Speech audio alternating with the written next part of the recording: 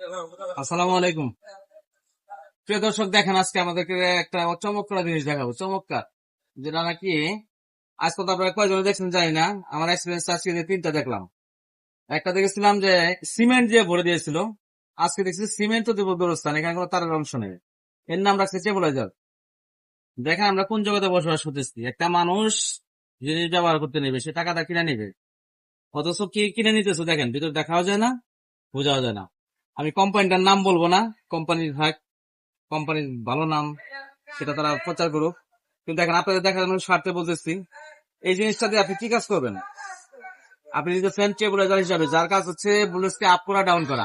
সেক্ষেত্রে সে কিছু কাজই করবে না, কোনো কিছুই না। লাইনটা দিবেন, আর যা আছে তাই লাইন যাই পৌঁছবে, পরবর্তীতে এর কোনো কাজ থাকবে না।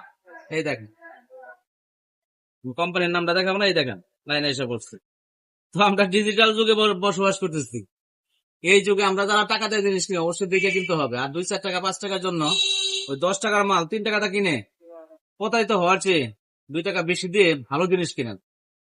নেক্সট আপনারা যদি স্টেবিলাইজার কিনেন অবশ্যই দেখবেন সেটা কত ভিএ, ইভেন তার রিলেটা যে ব্যবহার করা হয়েছে সেটা কি টাইমার হিসেবে ব্যবহার করছে কিনা। নয়তো কোনো অফিসে ব্যবহার করে আপনার কোনো শান্তি পাবেন না। আশা করি জিনিসটা বুঝতে পারছেন। এখন কি জিনিসটা পরবর্তীতে মানুষের সাথে শেয়ার করেন। ভালো থাকবেন সবাই। আসসালামু আলাইকুম।